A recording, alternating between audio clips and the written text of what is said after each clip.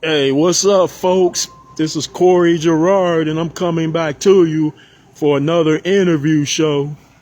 And I'm here to introduce you to a very exciting person that I know. What's up, homegirl? Oh, hey, man, how you doing? Yeah, introduce yourself. My name is Marsul Taylor.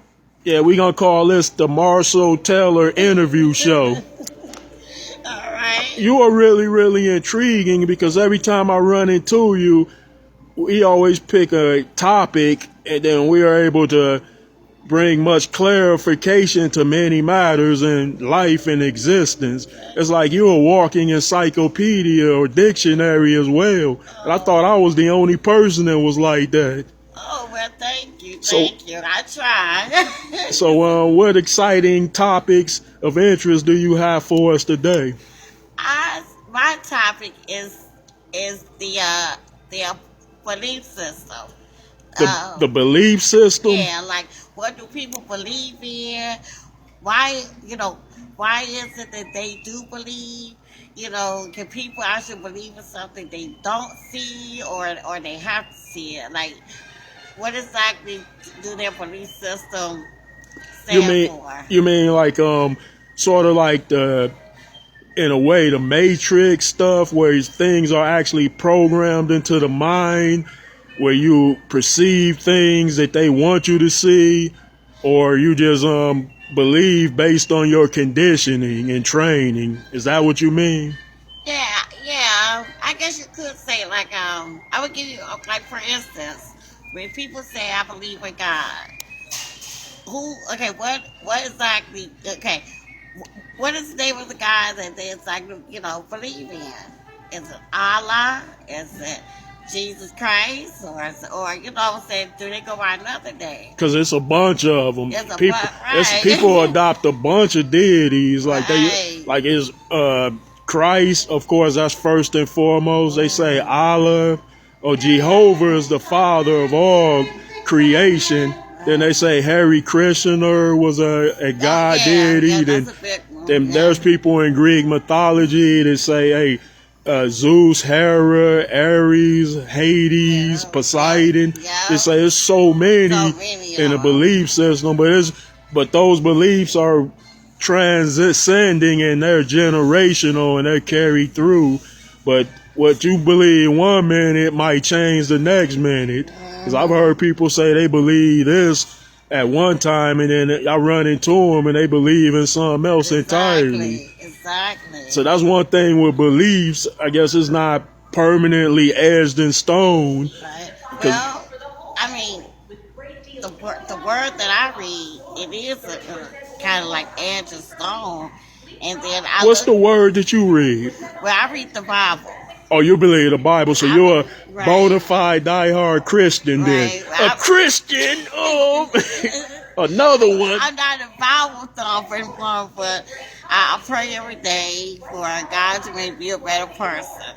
That's all that I can do. It's just, to please, I always ask for God to please forgive me of my sins. And do you believe your God is real and true? Yes. Well, I can testify. I have a testimony. I know, wait a minute. I be seeing you everywhere and you be completely safe. It could be pitch black at 3 a.m. and you never run into no problem. So apparently you got the right deity. But give us that testimony. Well, no, my testimony is I just believing in a breakthrough in my business. And wait a minute, you are an entrepreneur, businesswoman? Yes. What business do you have? What are you doing? Oh, it's called Teller Income Tax and Accounting Services. It's home based, and what I do is bookkeeping and taxes, along with payroll. And you do bookkeeping and taxes? Is your own? What is your clientele base? My clientele is based on all walks of life, I mean, how many customers do you actually have or clients? Oh, man. If you have 1 million, then I know who got all the money. Then I'm going to come to you for a loan whenever I get broke. I don't have borrow no money. And I'm just blessed, man. Whatever God, whatever God says me, I'm blessed with. so you say you do accounting and on taxes, so you're good with figures Oh then. yeah, God is blessed you with the gift of numbers. So if somebody borrow $150 from you yesterday, you're gonna remember every No, damn cent they got. Right? I'm not gonna remember. So how long have you been into entrepreneurs? How long have you had this business? Taylor, this present business, I've had it for 5 years, but I had another one before that one for a short amount of time. That was, something I tried out, because I used to be called the resume lady back in the 90s. I was Okay. called the resume lady. And I had a business called Tailor Made Professional Services. And it specialized back then in resumes. I did taxes, advertising. Like I was the one trying to get your company out there on the radio and the TV. And then your whole thing about this topic we're on today, as far as believe, why do people believe in what they believe in? Did you believe that you would succeed at this business? Is like, did you accept nothing less than success? Yes, because I was working. I had a job before, and what happened was I left my job. I just stepped out on faith. You say you quit your I job? quit my job. Oh, so you're a full-time bona fide entrepreneur, no? Yes. Okay. Well, you It's gonna. been 2 years now. It's been 2 years since I left the job. Of course, people thought I was crazy or maybe there was something wrong with me, but it's okay. I told them I'm taking a full leap of faith. I wasn't scared or anything. So your belief in your particular faith, which is Christianity, helped you or persuaded you to quit your job and start up your own business. Yes. But I always had the business. It was just on the side. But, I just went for it, just stepped out there. They say stepped out there on faith. And as things worked out pretty well in your endeavors at business. I had my good times. I had my bad times.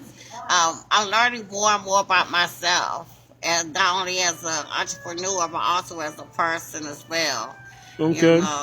I've always thought I was a people person, and this has actually given me the opportunity, and God has helped me learn how to handle different types of people.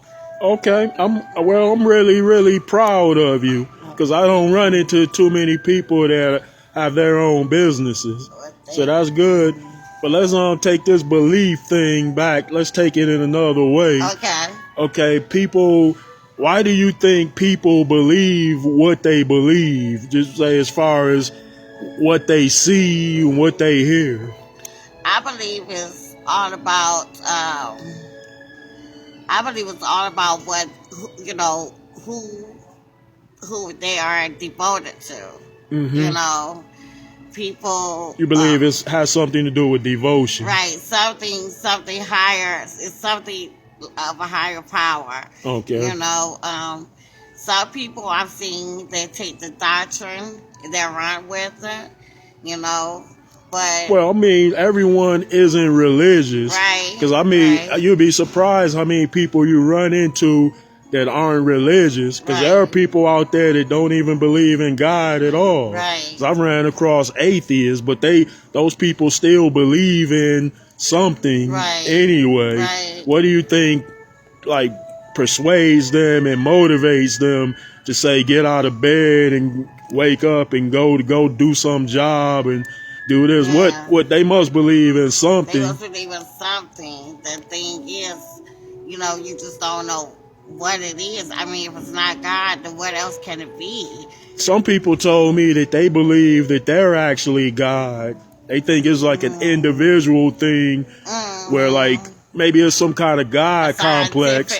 Thing, scientific where it's each his own, and you have all the power and control over your life and your destiny to do what you please. And if you are a success in life, then you are credited with that. But if you are a failure, it falls back on you as well.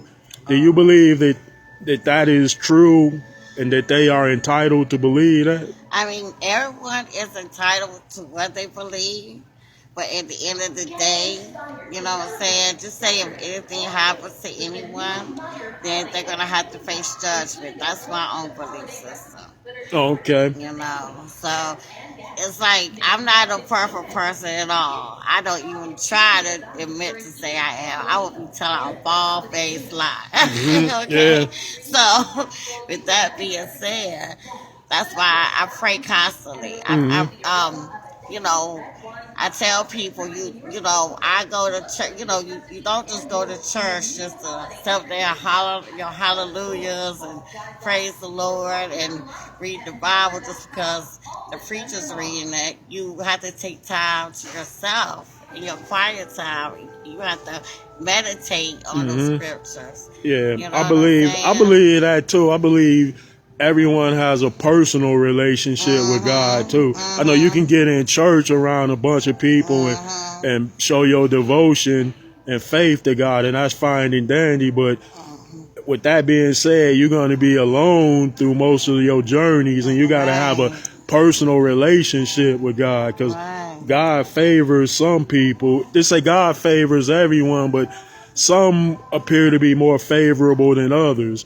And that would probably be an overstatement that they have a better, closer relationship with God.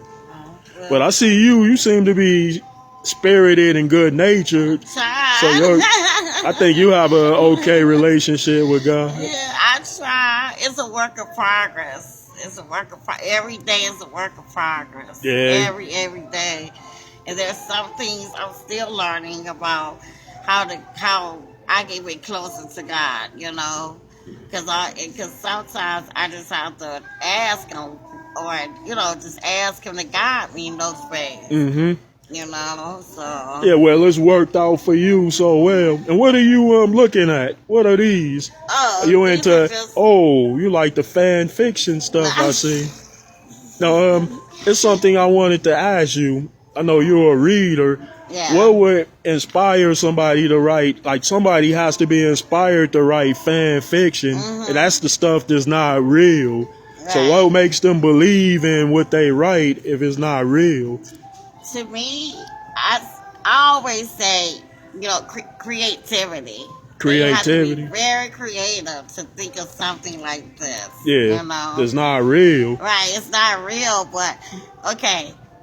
It's like when little kids play those pretend games. Like, you know, okay, like with me, I remember when I was little and I had a pretend friend, Mm-hmm. you know, and of course everybody thought that the friend wasn't real, but you know, the way I was playing, you would have thought they were real. Mm-hmm. And I believe Yeah. that's how they have to take their mind. Yeah. That's how some of these authors have to, you know, they Yeah, have my to put their neighborhood. mind If you was seen talking to a pretend friend, they'd be like, "You crazy." Yeah, They'd be like, "This brother smoking crack or something." Right. But yeah, But see, from a little kid point of view, uh-huh. you know. So I'd see how that would work. It's like ideas can manifest into something real, Yeah. and then you write them down, and they become long stories. Right. So I could see how they would be inspired to create something like that. Right. Because if the mind tells you something, you're going to believe is real. Right, you know, or you can take something and make it real, even when no one else thinks it's real. Or, you know what I'm saying, you can make the impossible a real thing. Yeah, that's how You know, inventions come about. right. Because you're right. Because you see, we got cell phones, laptop computers. Right. People that say it was the impossible. Yeah, back in 1980, if I would have told somebody that something like that was out there, they'd be like, "Man, you crazy. Right. There's no way they can make nothing like that." You talking about a device, a handheld device where it's a Right. phone, a radio, Right. that you can get on the internet and do all that. Right. They'd be like, "Man, that's impossible." Right. And all that came from manifestation of ideas Right. that somebody I like believed. those books, too. Yeah. Yeah. I like these books. Oh, okay. I just listen to him all the time. Yeah. Joe Osteen, and then You know, but it seems like they It seems have. like it's so much to take in. Yeah. I guess do you think if they write a million billion books, that inspires people to believe in all of those things? I believe it's a part of one giving their testimony as opposed to one going on their own personal journey. Yeah. Because some people, although they read it, they're like, oh, I still don't believe in it. And then sometimes that person has to actually be placed in a situation. You were saying spiritual testimonies. Everybody, yeah, that's true. If you're religious, but everybody is not religious. Oh, I know. But everybody, it's like everybody believes in something. Everybody believes that something is real. Right, You know, everybody believes that something ain't real. Right. That's the trip about belief. And I know it's things like God is the main primary inspiration that, you know, that compels you to believe in what's, because you see all these wonderful things. Or not even, you know, it's not just that. Some people, I believe, they have to be put in an uncomfortable, because I can attest to this, being put in an uncomfortable situation and passing that test. And at first, you're not thinking it's a test. You're like, what in the world? You know, you kind of looking like, oh my God, what did I do? You know, what the hell? You know, you tripping. So you say you got to go through something, maybe go through something bad to get to something good. Right. Like, I might see somebody reaching in a garbage can, getting a piece of chicken out to eat. 1 minute, and I'll be like, dang, that brother is doing bad. And then the next day I see him driving a Rolls Royce. Exactly. I'm like, yeah. You never know what a person's journey. That's why I always think in the back of my head, you never know what a person's journey is. In order for them, again, but you know what I'm saying, believe. Yeah. You know. And everybody courses in their own directions and goes their way and does what they pleases and does what they want, you know. Sometimes we're forced into situations that we don't want to be in too. Right. Well, I see that you are a true believer. Yeah. I test to many things. Thank you, Marsul, for giving us this exciting interview. Oh, thank you. Which I found most pleasing. Oh, well, thank you. All right. Thanks for taking the time. Yeah, I can always find time for my friends. Oh. Yep. Such pleasing personalities. Oh, You want to say anything to the fans? Well, anything else on the closing note? Well, I just want